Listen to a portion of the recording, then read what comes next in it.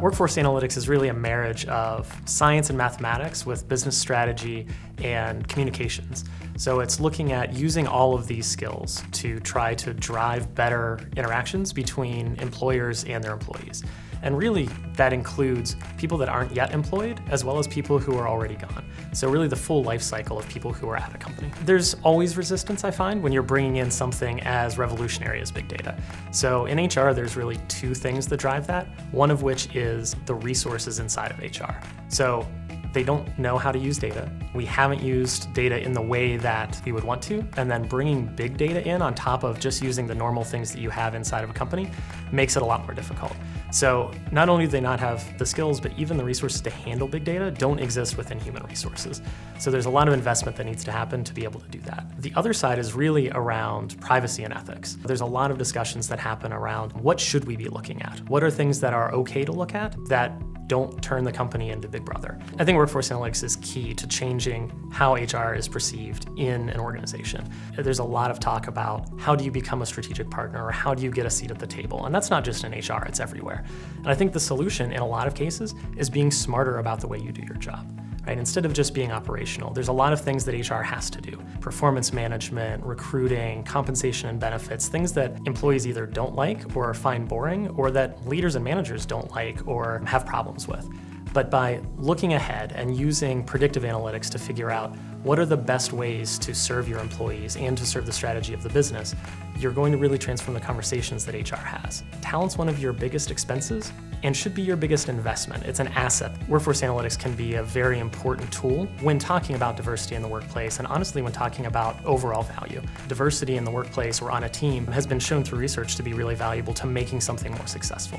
And with workforce analytics, you run the risk of both confirmation bias, where you're looking at things and using that information to confirm things that you already believe. An example would be if you are saying, let's use analytics to identify our top performers so that we can go out and find more people like them.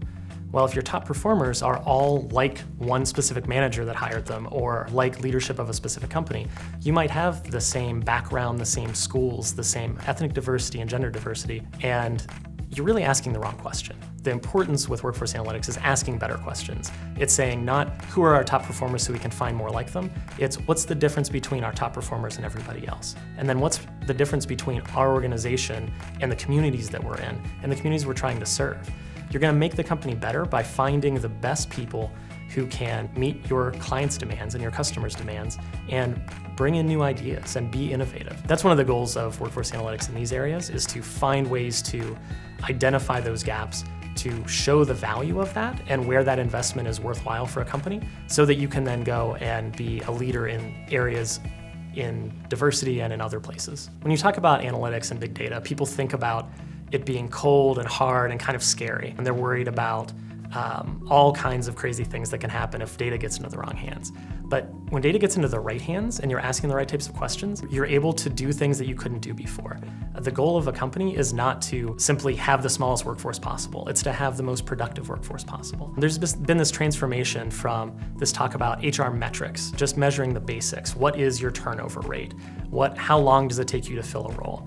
To talk about workforce metrics, which is really about how people move through an organization. And now we're talking about people analytics, which is this individual level look at how people evolve in their careers and how people evolve within a company. There's really an art and a science to it. Without the science, it's impossible. Without the art, it's also impossible. You have to merge those two things to make it successful.